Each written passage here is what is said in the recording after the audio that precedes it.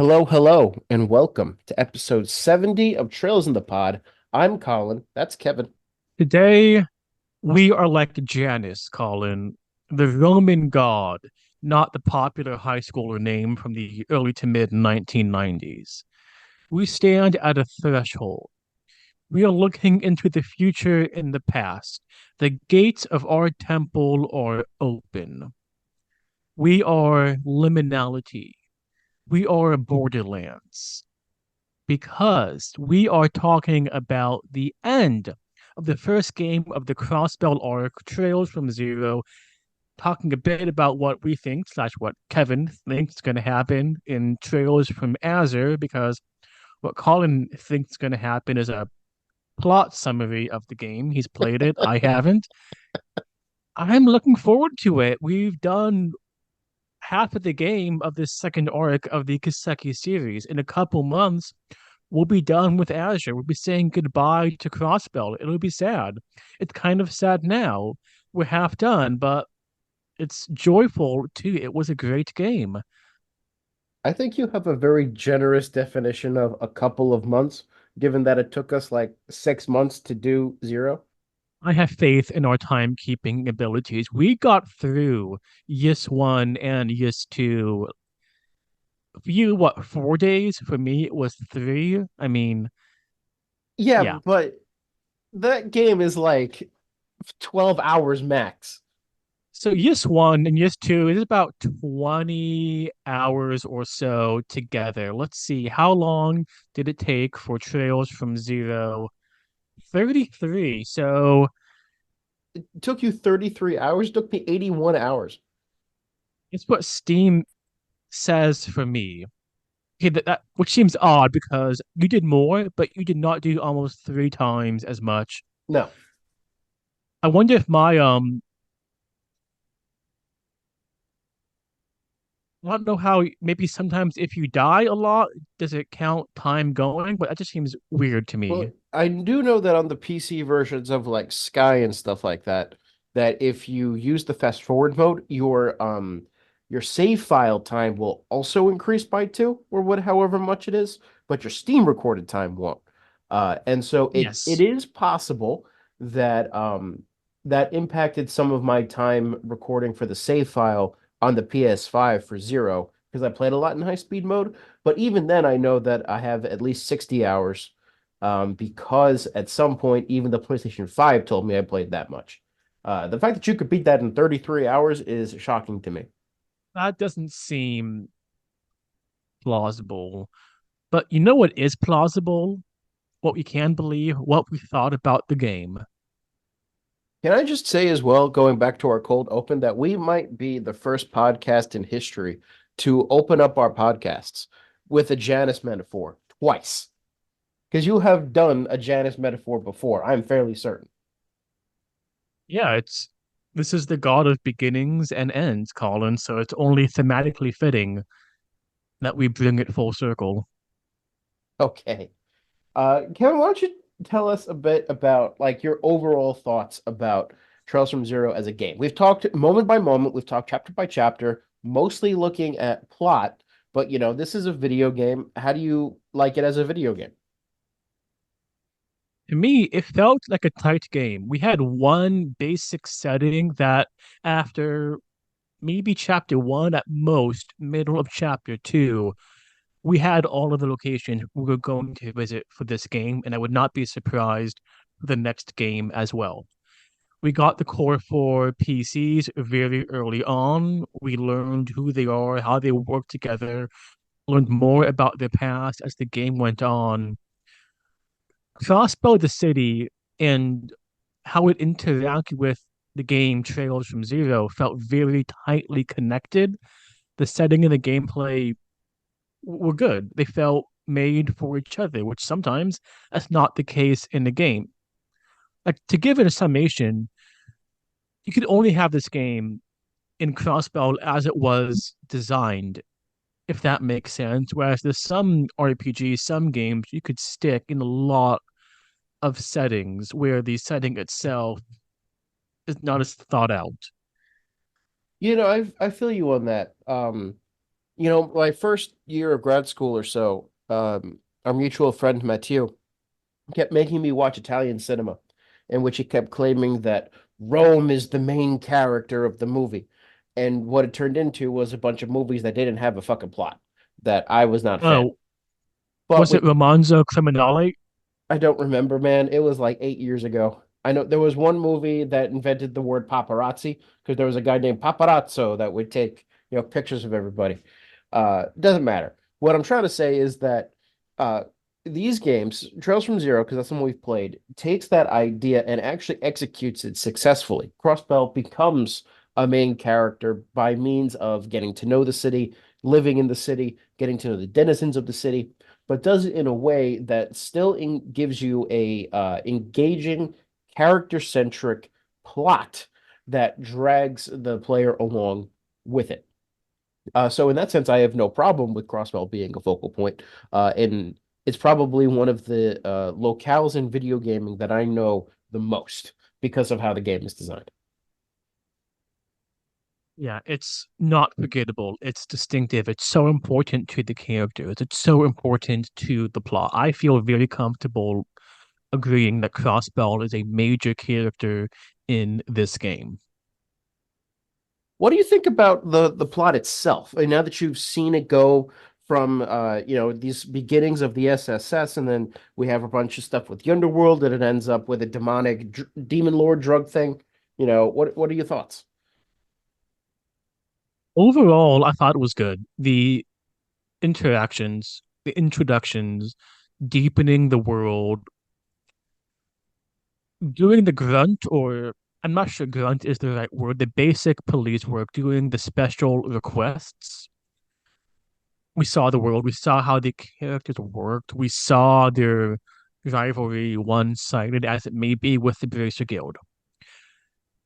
The climax, I'm not the biggest fan of. We talked about this more in the chapter 5 episode. It felt a bit derivative. The mad professor turning into a demon with this kind of, I don't want to say, I'm not sure what the word is. It's out of left field. The whole kind of the cult, kind of the drug, but Gunter's involvement, it felt at the same time derivative and totally abnormal. And that's a difficult thing to square the circle. Derivative in the archetype of Weissman. Weissman did it better than Gunter. Weissman is a better Weissman than Gunter is a Weissman. The demon thing felt derivative also. We've seen it a number of times, and just I don't get a clear sense why Gunter was doing what he was doing exactly. Whereas with Weissman, I really understood what was going on for himself and for the society. See, I think you bring up a great point there. Because Weissman has the advantage of being developed as a villain throughout pretty much the entirety of SC, even setting aside the fact that we gotten to know him a bit as Alba, so then we have a personal relationship a bit anyway when he betrays us. We see Weissman working all throughout SC. We're seeing the society operating.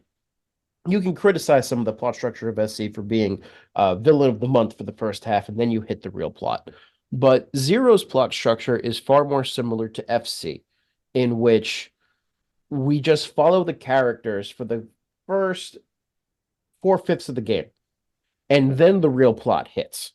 And with FC, I at this point, actually, I'm not sure which one is more successful. With FC, it's like, okay, you're exploring the world, you're getting to know everybody, and then you kind of stumble upon the coup. And the coup is something that you can say, like, okay, well, there's been these international challenges. You and I have spent like 20 minutes debating 3 lines of text about a treaty just because we can like see how these things operate. The goal that Richard had in terms of national security, even if it involves treason, is something that's easy to latch onto. Yes. With the Crossbell plot, you have to really like the SSS to be dragged along because most of it is character centric. Let me finish what I'm saying. Um, it's moment to moment. Oh, here's a job for the SSS. Here's a job for the SSS that allows us to explore this world. but it's difficult to pinpoint something that it is leading up to. The DG cult only comes up at the end of book of chapter 4 and then is more fully explored in chapter 5. There are moments that are flashed back slash flash forward to throughout the game that retrospectively you're like, ah, this is tied to the DG cult, specifically like Tio and Guy, right? But it's not like we have an idea of who the main villain is. And a rule that I've brought up a lot, and this comes from my experience playing the first Octopath Traveler game, is that if I don't know what we're working towards in the first 20 hours, I don't think that the plot is structured well in a JRPG. It's weird because while I maintain that principle, Zero is not boring. I quite like the plot of Zero. I like the character. So I'm not really sure why I find it successful and not something like Octopath Traveler. Characters from Zero are full fleshed out enough in their interactions with each other, their past, the interactions with the city and other characters, I think are enough to override the we're not really sure the main plot until we're 20 hours in. Same thing for FC, Joshua and Estelle. I think FC did it better because the relationship between Joshua and Estelle is so central to the liberal arc and the plot of the first two games. We it was enough to go with their burgeoning feelings for each other and the development as junior racers. And I wonder if Zero stumbled from being a bit too mystical in the end. If we had done strictly with the mundane with Rivage and Highway, one, both, or more Mafia, that I think the through line, I'm just spitballing here, Mhm. would have been better because that was something we were introduced in the prologue of the game, in the end of the prologue. So, with the underworld and the seedy noir elements, you would not have had to change much of the overarching plot, I don't think, to make it less fantastical, less demonic. Because, as we saw, the society is not involved. You could still have Gnosis, the drug, having maybe just unexpected side effects if taken in concentration. You could have a lot of the overarching structure change the details. Even have the cult not being this mundane, this a mystical, religious. I think that would have been better. Now, what does this do with into Kia? I don't know what it means if we reduce her goddess aspect. You could just have it as the cult thought she was. Whether she was or not is irrelevant. They thought she was. They think she is. And that drives their action. That drives the human trafficking. So I do think that it could have been more grounded. I do think that it could have been more grounded, but they did choose not to make it more grounded. And by that, I mean, I think that they go out of their way in this game to try to divorce this otherworldly demonic stuff from, strictly speaking, Ouroboros. Um, think of the Moon Tower, think of the Star Tower. These are places in which, irrespective of anybody else's involvement, we see that there are evil spirits, that the other elements are active in the same way that we had seen in SC and in Sky the Third. The developers are trying to bring out this supernatural element. And I think that we can debate whether or not just introducing those locations it was enough. We've had that discussion before.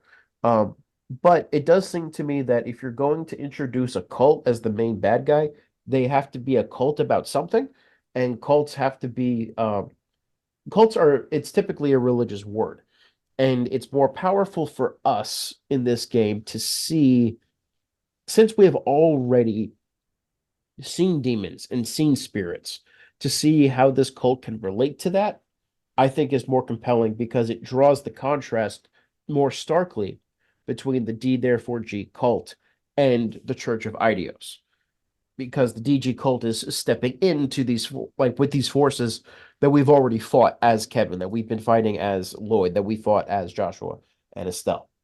Um, so yeah, I mean, I think it could have been grounded. I mean, Gnosis, yeah, I have no problem believing in Gnosis, but I think for the larger story that they want to tell, they seem pretty committed to introducing the supernatural element. And so what we need to do is think more in terms of execution of it rather than they didn't make the game that I wanted to make. Don't be a reviewer too, Kevin. I see these points. I agree. It's just my issues are with Gunter, his archetype one, his execution two. On a third note, my issues with the lack of relevance or appearance of the cult until very late in the game. And it feels different from the coup because we met and interacted with Richard quite a Yeah. bit. We knew the underlying security international situation with the war and after the war, so it felt much more, I don't want to say grounded, but it felt, We were set up better. yes, I think you could just set up the cult better, set up D therefore G better, or that's the same thing, set up Gnosis and the interaction with the supernatural. And I don't think it would have needed an overhauling of the game. So if we compare the relationship with Richard that we have in FC with the relationship that we have with Gunter in Zero. In FC, we are basically we can see from the beginning that Richard is important. He's this rising star. Other NPCs talk about him. He's present in newspapers. When we meet him in chapter two, I think like this is a one-to-one, face-to-face. We form this connection. We don't see him again until the end of chapter three or four, like right when it's announced that it's the coup, but he's there in the background. Plus, throughout that whole time, we do have run-ins with the military, with the royal family, things that are all around, so that when he makes the coup move, there's a lot of stuff that we're already involved in that matter to us. When it comes to Gunter, we are introduced to him earlier on, but he seems inconsequential to the point where the whole point of the first day in chapter three is to get to us to know Gunter better because he's the main villain of the game. And Kevin, I think you're a great case study in this. For the longest time, you had no idea why so much focus in that section was placed on Gunter, and it never came up again until the end of chapter four, I think, where we're taking Kaya in for some tests. Gunter is not set up enough to have a good enough relationship with the SSS. We do go to the hospital a lot, but Gunter's ultimate role is not as a physician. That's just the role that he's playing in society, but his actual like bad guy role is the high priest of a cult. We don't have a relationship with the cult. Whereas with Richard, the entire time he is playing as this general, as this military figure, both in his good guy stance and in his coup stance. And so I think for those reasons, the coup is set up a lot better than the introduction of the cult. Yeah, we meet and see and interact with Richard and hear about Richard in the form he is as an antagonist, this rising military leader, head of the intel division. So it's when he does the coup, it's not so much a separate side of him as an unexpected extension of what we are primed. With Gunter, it's totally different. And Gunter combines the narrative roles of Weissman and Richard, antagonists for two games, into essentially one game with much less screen time, much less development, and not as natural progression for both.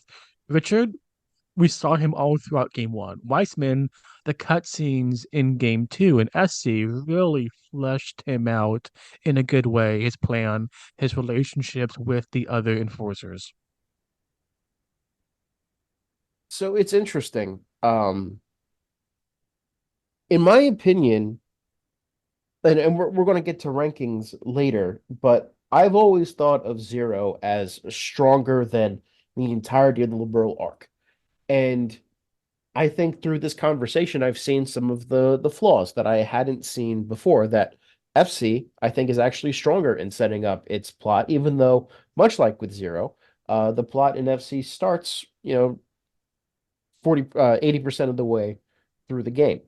And I think one of the reasons why I like um, Zero more in terms of the story department is that it has a much stronger thematic focus, at least in my opinion.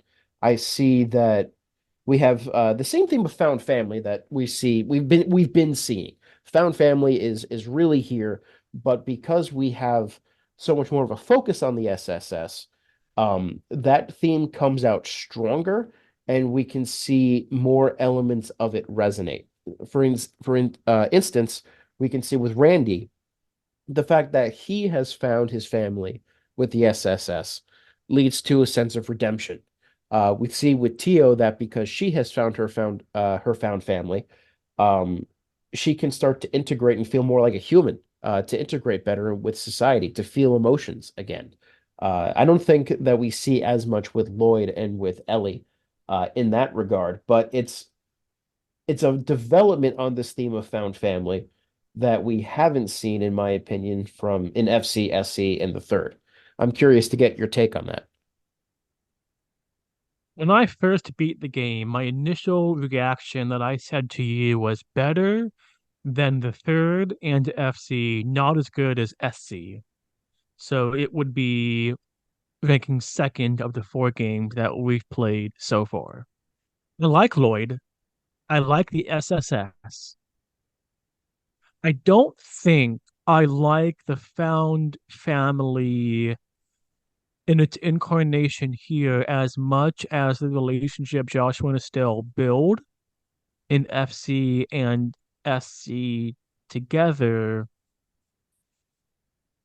because the character, Joshua and Estelle coming together is very much intertwined with both those games. Whereas I think for the found family, the freedom they give you to like choose more who to interact with more among the SSS is good. Don't get me wrong, but it kind of leads to almost a thematic muddying of the waters. Like if the game had said your relationship with Ellie is more important than with Randy or Tio and planned and executed accordingly, would that I don't know quite what I'm saying. It felt tighter, Joshua and Estelle. Here, the freedom paradoxically feels less consequential. Yeah, I agree with you. I don't think necessarily for this game I agree with you on that, but I mean there are elements to it. There is the final bonding moment that are all, supposed to be pretty important and gives good insight into the characters, but you can only get one of them, right? So I never seen the Randy bonding event until my second playthrough. If I was to do a third playthrough someday, I'd have to remember that I need to pick Tio for certain things so that I could go and see that. And for that reason, like there are certain payoffs that are hidden behind choices that you make. Um, I do think that this game lays the foundation and has enough of good character moments between everybody that even without that, it's fine. When we get to later games in the series, especially the Cold Steel games, but Azure has this as well, I do think that the freedom to build up bonds with certain party members and not with other party members is to the detriment of the character developments of the game because things are hidden that you might not know about unless you keep replaying the games or hack it so you can do all the bonding events. We'll be talking about that more in the months and years to come. But I do think that you're hitting the nail on the head early about a problem that can come from giving the player too much choice. Yes. And one thing, it felt a bit like Flowers oriented towards the sun, i.e., Lloyd.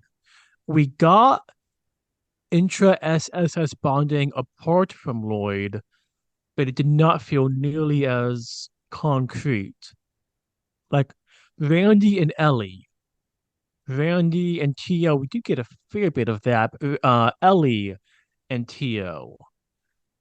like those relationships felt much less present there than Randy Lloyd, Ellie Lloyd, Yeah. Teal Lloyd to an extent. I No, think I Teal agree. Lloyd is the weakest. Do you think Teal Lloyd is the weakest? Not maybe it feels less there than Lloyd Randy, the best friend, weirdly quick. Lloyd, Ellie, the nascent love interest. I mean, I think that there's enough there with the guy subplot that Lloyd is like looking over her as a guy stand in the beginning, and then it turns into more of their own relationship as the game goes on. I think there's Well, enough there for that. question for you. Guy is a hugely important character for his absence and his interactions in the past before he died. Yeah. Did you feel Guy was, I'm not sure how to word this. Did he feel like a character? Like, was he present in the narrative? I'm not sure what exactly I'm trying to say, but however they deployed Guy with their intent, the game makers, was that successful in getting us to, I guess, maybe care? That's the right word. About someone we never met on screen, never interacted with Mhm. face to face. I think this is something that comes up actually in the Lloyd Randy bonding event. Guy Bannings is not a character in this game. Guy Bannings is a symbol who's important for Yes. Lloyd's self-conception. And part of the bonding event between Lloyd and Randy is Lloyd coming to the realization that, you know, Lloyd has more of a brother in Randy than he does with Guy, in terms of like real brotherhood and being there for one another and all of that. Uh, Guy rather is an example to live up to, and they even recognize that there's a bit of a hagiography where Guy seems perfect and incapable of being surpassed and stuff like that. So no, I don't think that they develop as a character, but I don't think that they intended to. I don't think that he's intended Okay. to be a living, breathing character. And I said I think last episode on chapter 5 or chapter 4 how Guy is this saint-like figure, the platonic ideal of an older brother more than a formerly living, breathing human being. Yeah, I have a question for you. Um, because I do think that you're right that we have a bit of a everything revolves around Lloyd. Just like how everything revolved around Joshua and Estelle in FC and SC. And how everything is going to revolve around Reen when we get to the Cold Steel games. This is something that not just Trails games, but a lot of RPGs in general, everything will focus on one, at most two protagonists, and the party system will tend to reflect that, almost out of narrative necessity, because most games only have one protagonist.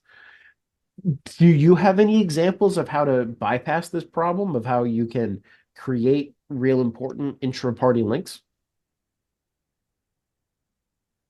So it's a difficult item to balance because on the one hand, stuff happens to Lloyd and he is the protagonist. We are following Lloyd because he is the protagonist. Or like if stuff didn't happen to him, why would we want to follow him? Right. So, but there's a difference between being the more important and like the only one capable of taking action, having agency. I guess the extreme is Skyrim. If you may, I don't think you've played Skyrim much, but the memes about you can be the Dragonborn, the listener for the assassins, the Archmage of the College of Magic, the best board, whatever, head of the Thieves Guild. It's kind of ridiculous, and I'm not sure where I'm going with this actually.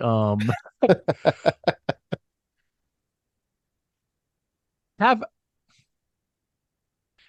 Or I guess what I thought worked well in the third, Kevin is clearly the protagonist, the more important character, but we saw Reese and others had definite moments where they did things that Kevin could not, or they had irreplaceable skills and insight or development. So I don't know. I'm just rambling here, I guess. I mean, I think the third I don't think is a good example of this because everything revolves around the dyad of Kevin and Reese. Uh, the only system I've seen that can make this kind of thing work is the Tales series, in which you have skits. I've talked about this on the podcast before, and maybe one of these days I'll actually make you play a Tales game. But you have optional cutscenes that are pretty frequent that they can have the main character and other party members, but sometimes even more frequently it will be other members of the party talking to each other. And this allows for discrete character relationships to form without shoehorning it into the larger narrative. Now, granted, this Yeah. will also come up in the larger narrative because the characters can tend to be that strong. But you can tell that with some of the better Tales games like Tales of Symphonia, Tales of Vesperia, Tales of the Abyss, Tales of Berseria, that the game is designed to revolve around this party, not necessarily around this one character, even if there is a leading protagonist. But the writers have to go out of their way to do it, and the more moving parts you add, the harder it is to execute. And so I can see why the temptation is to have everything revolve around one or two characters because it's a lot easier to fully flesh out these one or two characters in a story rather than five, six, or seven. Yeah, it's tough, it's expensive, difficult, you're not guaranteed to succeed. Um, so we've talked a lot about the story. We talked a bit about its pacing, its themes, execution. Um, Before we move on to ranking the Trails games, which you kind of already did, I did want to get a discussion in here about some of the gameplay changes. I mean, we obviously Yes. a lot of the core gameplay is the same as a lot of the games that we've played before, but there are some things that have been added. So we have combo crafts that don't suck ass, for instance. We have these team attack modes. We also have the addition of support characters in combat, people who are outside of your party that can still come in sometimes and like give you a buff or deal some damage. We had a precursor of that in Trails the Third, in which you could have a character give everybody a party-wide bonus persistently, but this is different. Um, we also have some design changes where Crossbell is this persistent realm that we're constantly going around compared to FC and SC where you're in one location at a time and then you move on to another location. Also, maybe it's just me, but the side quests seem to be a bit more varied in the things that you have to do, at least until the end. So I wanted to get your sense of what you think worked and what you don't think necessarily worked when it comes to the design innovations of this game. Having it around one city worked. We I cannot imagine how we would go from one district to the next, each chapter, not outside the others. The way the map is presented to us, the decisions of FC and SC would not have made any sense. This was the only, if you're going to have it in a single city with the hinterland, you gotta have it, the city be all available. So that, I mean, it worked, yeah, because any other way, I think, would have been silly. Yeah. Team attacks, I didn't really use them all that much. Um, I mean, it's not something that you can decide to use. It's they pop up and you either say yes, I'll use them, or no, I won't use them, and no, there's almost never a reason not to use them. the combo crafts, I didn't use that much, which hearing how busted they are, maybe I should in Azure. Yeah, the team attacks I thought was good. Made the strategic elements, getting the positioning more important. And I really do think giving control to the player, having them make smart decisions in combat is a good thing. It makes their efforts feel meaningful and valid. The side quests, it felt like we had more. So even the exterminate monster ones didn't feel as great a proportion of the generic side quests. We had um catalog or finding objects, spot the differences that they may not have been the most polished or super awesome, but they were different and innovative and experimenting with how can we engage the player. That's good. You're not always going to shoot 10 out of 10s, but trying, getting a 6, 7, 8 is good. So overall, the gameplay changes. I don't think there's any that I disliked. I don't think I disliked any of the gameplay changes. I think gameplay wise, this is the strongest that we've seen yet. Um, Question for you. You yeah. played Kuro 2 recently. Well, I've So from played the here, first hour of Kuro 2. from here, like FC through Kuro 2, are there bad gameplay decisions, choices? Because it seems to be whatever the issue with the story, presentation, and characters here on What Say You, how is it for the gameplay mechanics? Um, for the most part, the gameplay mechanics stay good because they're just iterations on each other. And we start with a pretty strong base all the way in FC. There are two things that I would criticize gameplay wise. One's a design thing, and then one's a system change. That I'm saying change, not flaw, but that it's a departure. So in Hajimari no Kiseki, in Trails into Reverie, there are a lot of characters you can play with, even more so than Trails of Cold Steel 4, which has a lot. And the way that it works is if you want to get the real ending, which we will be doing, you have to play the post-game content, which will require you to grind a lot. This is in a series that doesn't really involve a whole lot of grinding. And so I did find the design choices in Hajimari in that regard to be a little bit off-putting. Um, but that's also something that with better time management you can get around. Like I'm not against grinding per se. As a fan of the E series, I can't be. What's more of a departure is Kuro, or now we call it Trails into Daybreak, I suppose, in which it introduces a That's the real time. name? Yeah, no, the localized name of Kuro no Kiseki is going to be Trails into Daybreak. Um, I think the fans have translated it as like Trails into the Dawn or something, so it's more or less right. And what it introduces there is two new systems. One is a real-time combat system. It's not nearly as polished as Ease, but it does mean that when you go into the overworld and you see monsters, you don't just instantly start a turn-based battle. You can dodge, you can hit them. Kuro 2 introduces magic to that as well. So there is that. The other thing that it does is it changes the combat system to where you can't really interrupt the enemies to capture their stat bonuses anymore. That I don't like. What? I don't like a lot of the changes that they made for the turn-based combat system in Kuro no Kiseki. Not all the changes are bad. I think that the balancing of S boosts is kind of an interesting one.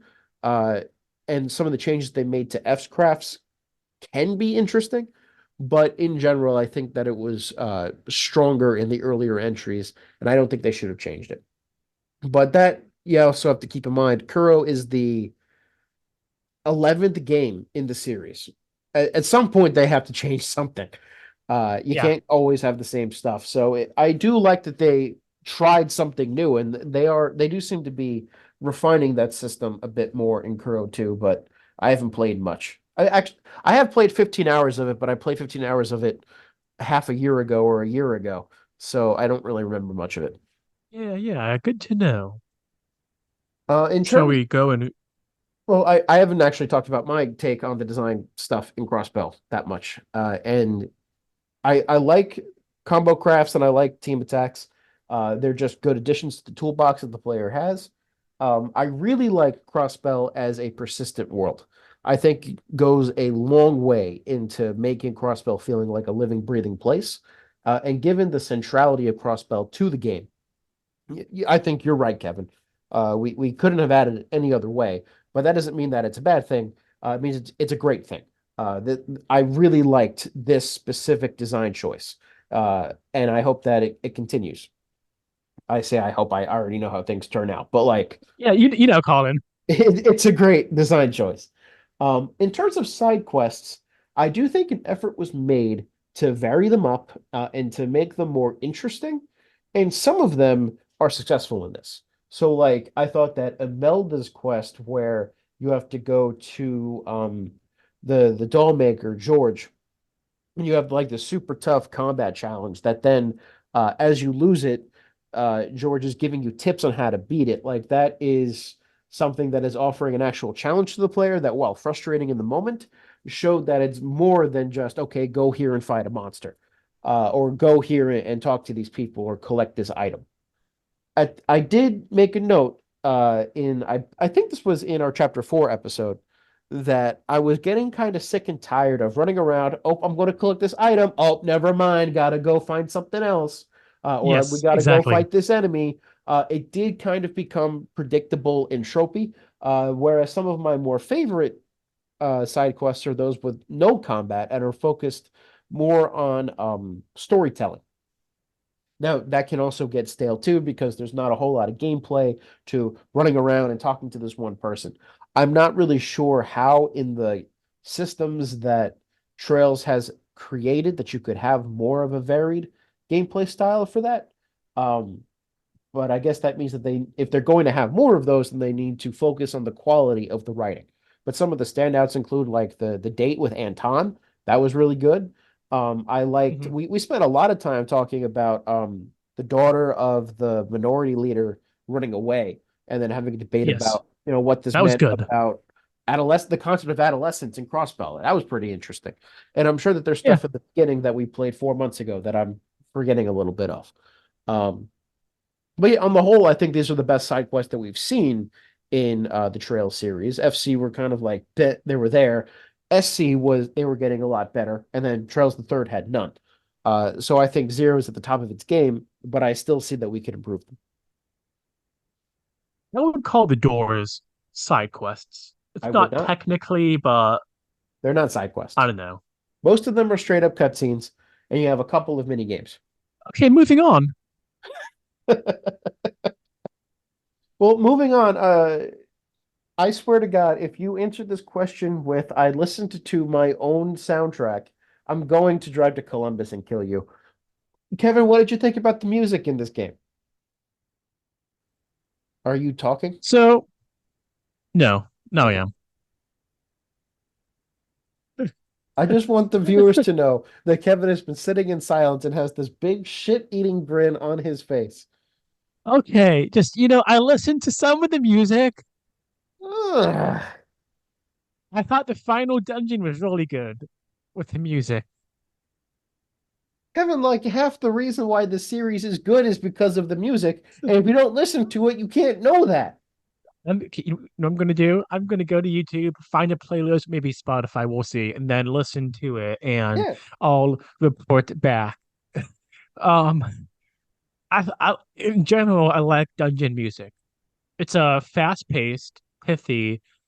It can be repetitive without getting on your nerves. Some games, the lay motifs or the main themes, like Jesus fucking Christ. Oops, should not have said that. We don't want an E rating on the podcast, but I mean, I said if it's Trails clean or explicit, and I always make it clean, even though we curse all the fucking time. Trails has really good dungeon music, has good fight music. I can listen to it and I know it's there, but I don't really pay attention to it. I don't want to say white noise because that's dismissive, but it's not it doesn't take me out and think I've heard this track or this sample of the track 5 times now in this session, 6 times, whatever. So you're saying it's not intrusive. It's not intrusive. And if it's not a really important plot, character, or story moment, I don't think game music should be intrusive. Because you'll focus on it and you'll think, how often have I heard it? I mean, I think that that's true if either the track is really bad or there's not enough music. So, for instance, when I tried to play Dragon Quest XI, I played a good amount of Dragon Quest XI, and one of the main reasons why I put it down was because every area had the same background theme, and my ears bled because it was the same song over and over and over and over again. Uh, that was a real travesty for that. But that doesn't happen in Trails games. Rather, I find that they are very good at setting the tone for each individual moment. And I think Zero is really good at this, especially. I have to say, and I've brought up how much I love Trails music in the past, but Trails from Zero is one of my favorite OSTs. I think it goes Trails from Zero is one of my favorites. The Kuro no Kiseki soundtrack is one of my favorites. I really like the Azure soundtrack, and I really like the FC soundtrack a lot. And when I say really like the soundtracks, I mean that for the ever since I learned about these games, Kevin, if you go on my Spotify Unwrapped, I think I'm consistently in the top 0.5% of listeners to Falcom Sound Team JDK in the world. If not 0.5, at least top 1%. Like I listen to this shit all the time. It's my writing music, it's my relaxing music, it's sometimes it's my walk home from work music. Um, if I need to have something on in the background, it's normally a Trail soundtrack. And Zero is one of the top soundtracks in this series. So I have to give it full props for that. Um, yeah, like if we were giving scores, which we don't really do, I guess we do a little bit at the end. I don't remember because I don't remember what I've given any of these games, but the music I would give it 10 out of 10, no questions asked. Yeah. What did you think about the visual style? So you mentioned how this game, the localizations for this in Azure are on a something slightly different, where we see, I think in Azure, people from Erebonia who we are told later were in Crossbow, but not in the original. Um, it felt a bit cleaner or more sharp, precise, the visuals, the pixel art. I I don't really know have enough of the jargon, the vocabulary to give in-depth discussions of how this differs from FC or SC. Sure. I thought it looked good. I I didn't think, and you know me and graphics, man, these graphics suck or they annoy me. I thought the visuals were, I don't know, timeless. Great. I thought the portraits for conversations were good.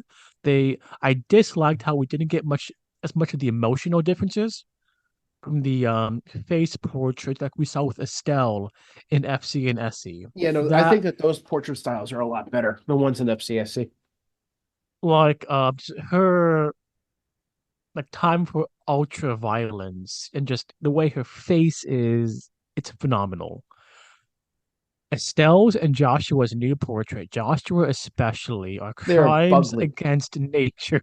It's not good, Colin. No, I agree with everything that you said here. I think on a technical level, Zero is a little bit more advanced than the previous three. I think we see this most often with camera angles. I mean, the camera's actually moving around and zooming in on characters and moving out and like panning over the city, which I think really adds a nice visual flair that we hadn't seen before. I will say that I was disappointed a little bit in the fact that graphically speaking, the Switch version and the PC version are worlds better than the PS4 version. And I was told this before.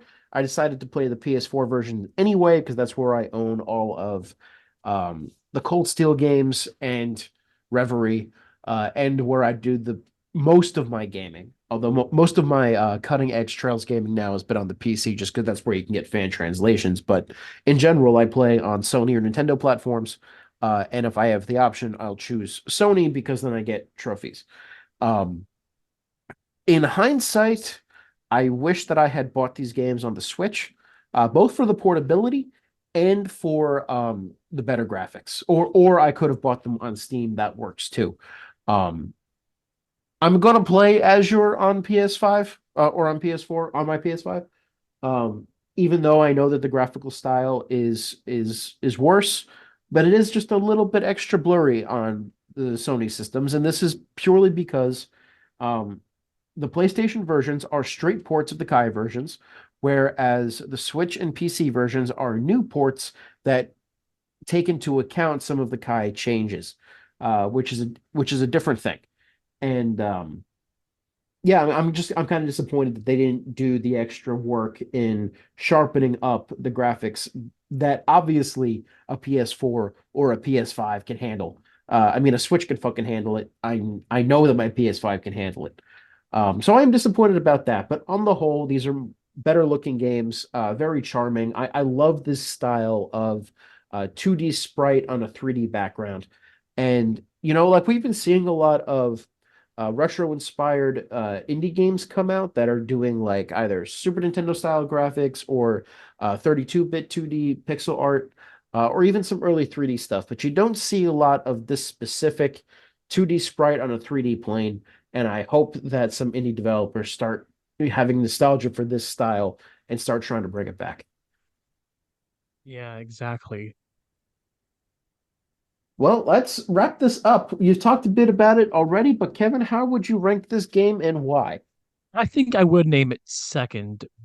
My issues with the plot notwithstanding, I think the gameplay, the setting are enough to push it over that edge.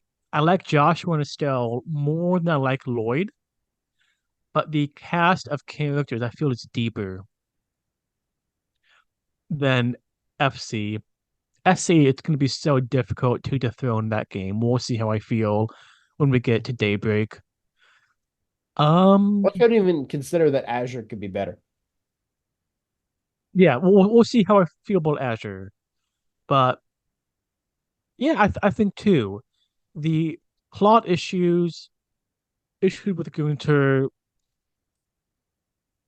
make it fall below SCH. I think it's the perfect combination of plot and character, even if some of the gameplay elements are better in Zero. I think I still have to put Zero at the top of my list. And I think it's because for me, the setting of Crossbell, the characters that we see in Crossbell, the themes that are treated, both like politically wise, but then also personality wise, I think it's done better in Zero. I agree that after having this conversation, that the execution of the Zero plot is not as tight or as strong as I had thought on my first playthrough. But that's kind of the benefit of doing this podcast is that it makes me re-examine Indeed. and talk things through. But I still think it's better than SC as a game. Maybe some of the plot execution in SC is better. We're kind of comparing apples to oranges in that, which is that the Trail series tends to go through duologies, where the first game sets things up, and then the second game brings things to a conclusion. So Zero is setting a lot of things up.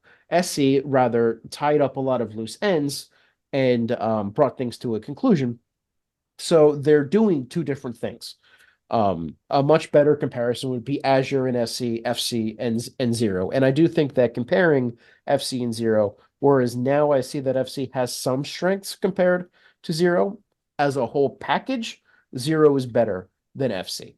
And then when we take into account differences of gameplay and world design, graphics, sound, Zero is up there for me. So for me, I think it's going.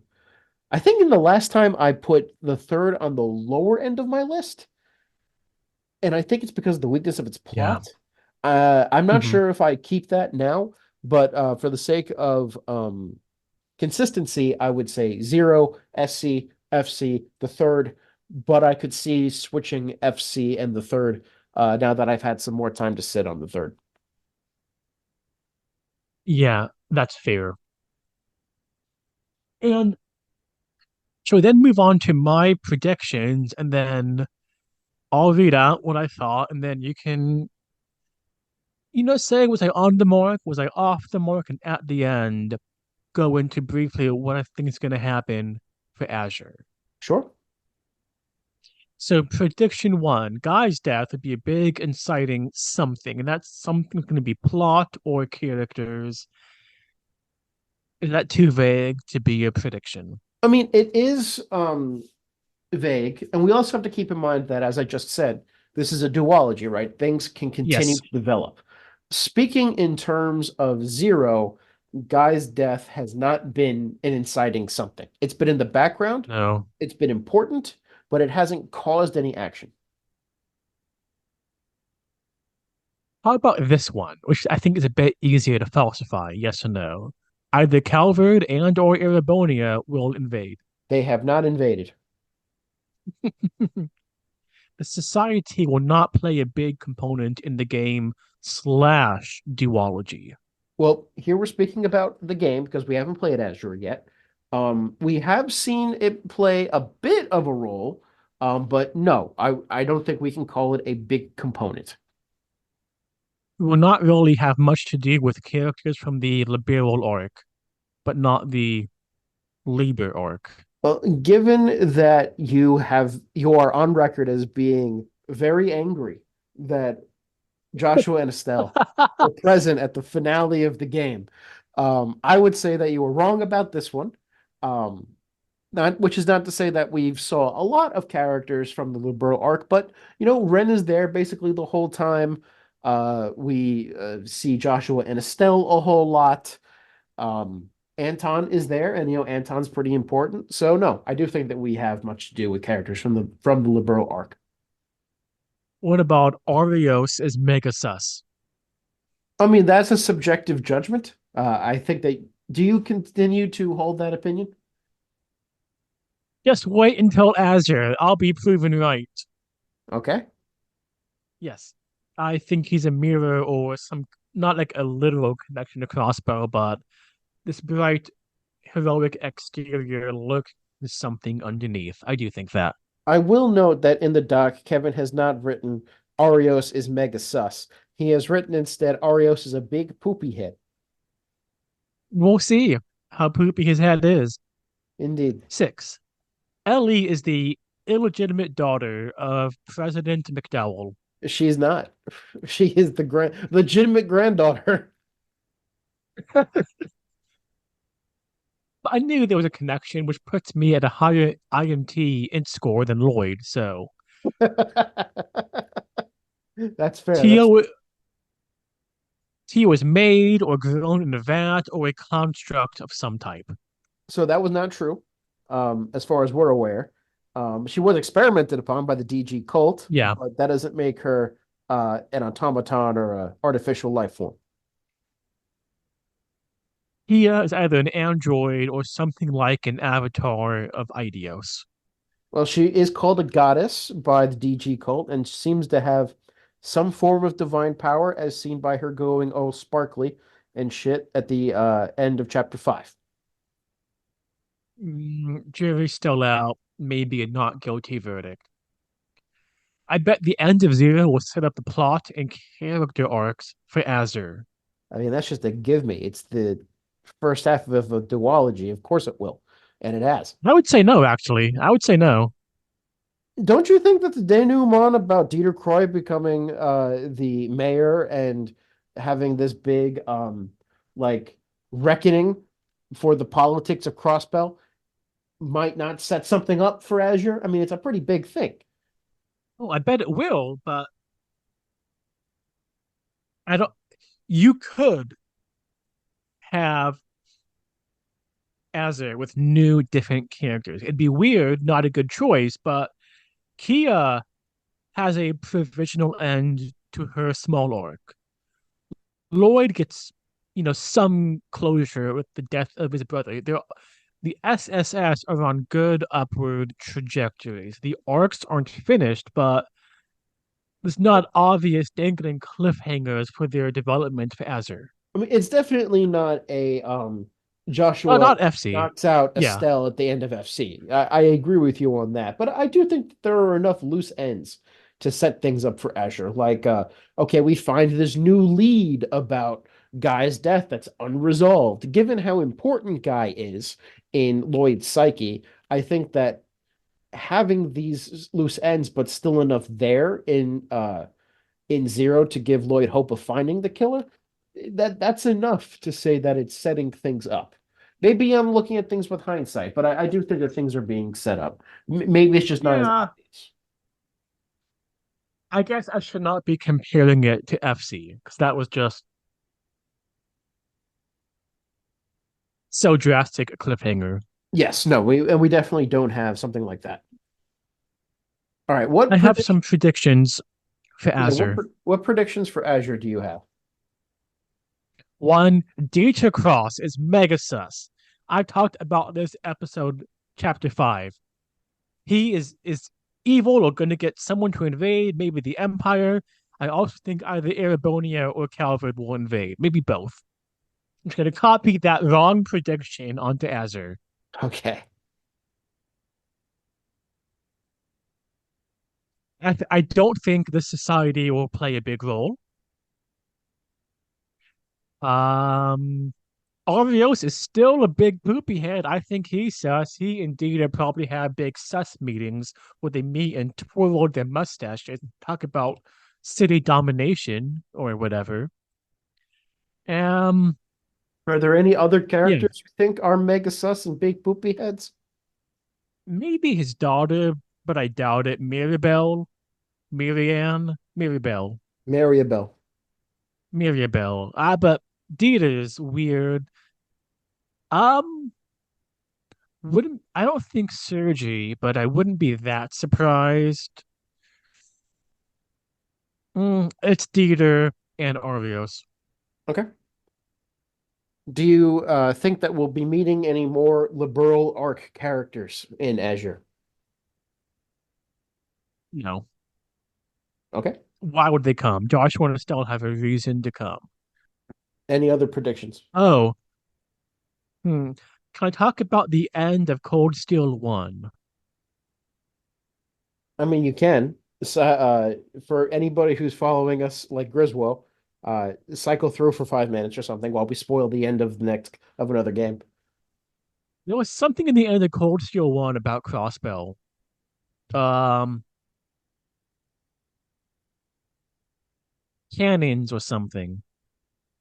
I forget what. I'm not reminding you. There was something about Well, Crossbell, you're thinking about the beginning of Cold Steel 1 to start with, not the end. you know, with the prologue. And then Naktoa went to Crossbell Yes. on a trade delegation because why the fuck not? Let's send the student council president on a government fucking mission. Whatever. You know what? I don't even care anymore. I'm so inoculated to this weird stuff. Bring it on. Kevin, do you ever imagine that we're fucking up our own lives? That like I'm almost 30, you are 30, and in these Japanese anime games, kids are like 16, 17 doing like diplomacy. I've not gone to any international trade delegations. Like, what am I doing wrong? So that's the end of Cold Steel. I don't even want to say spoilers. It's so much as vague reminiscing of a game I played 2.5 years ago. At some point, I want to like we should have a sidebar about should you start the series with Cold Steel or should you start from the beginning? Because I strongly believe that you should start from the beginning, but I know a lot of people think that that's gatekeeping and terrible and exclusionary. And you've actually started with Cold Steel, and then I forced you to start from the beginning. So I'd be curious to get your take on that. But that is not here. So, We should wrap this up because I have to pee. from what I remember of Cold Steel, I didn't feel there was a lot of I don't remember playing any of the four games so far now and thinking, oh, we got this in Cold Steel 1. It was spoiled. Maybe I just have a bad memory for attention to detail. Well, the game that would do that we haven't played yet. Ah, I don't have that much more to say. Just Zero was great. Great game. Cannot wait for Azure. But before we start Azure, we both beat Use 1 and 2 of an Yep. episode on that. We have a couple episodes, at least two, I think, on Zero related sidebars. There's at least three. So there's a novel in the game, Dr. Glenn or whatever the fuck. We're going to read through that and talk about it like we've been doing with the other games. There is a drama CD. that we will be listening to and probably bitching about. Uh, then there's also a light novel. But I think it's like 100 pages or something like that, but it's supposed to like go into the Mm, characters' backstories.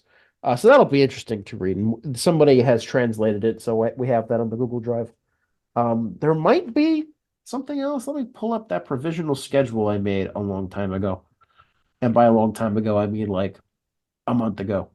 Oh, that's about it. So those are the three side things plus the game challenge. And then around then, we'll do another sidebar or something, and then we'll get started on Azure. Um, we were supposed to do the buffer state project. I think that's been kind of abandoned. we're busy. Don't want to add on to your cares. We have the game challenge to do, and we'll reassess as we are able. I mean, that's one thing that's I'm Because kind you of know my schedule, I Colin. I know your schedule.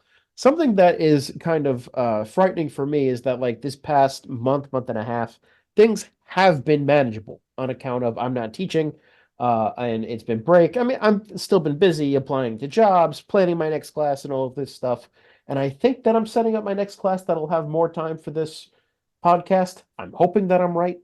Um, I'm hoping to find a good balance so that we don't go through another time in which we upload an episode a month like we did during the last semester. I can't guarantee it, but I want you all to know that I'm trying my best, which is why we've been consistent this entire month. Yeah, I'll, keep my busy work schedule, try to carve out time with a few precious minutes here and there. So I don't know what more to say about Zero. It It was was good. it's a We great got game. a totally new cast, totally new setting for the first time. I hope we continue with the new cast. We don't need uninvited, unwanted guests hanging about, overstaying their welcome. Can't wait for Azure. I can't wait for Azure as well. I mean, I will be waiting for it because we're doing other stuff, but I'm looking forward to playing it again. Why don't you check this out? I'm Kevin. That's Colin. See you next time. Thanks for listening, everybody. Bye bye.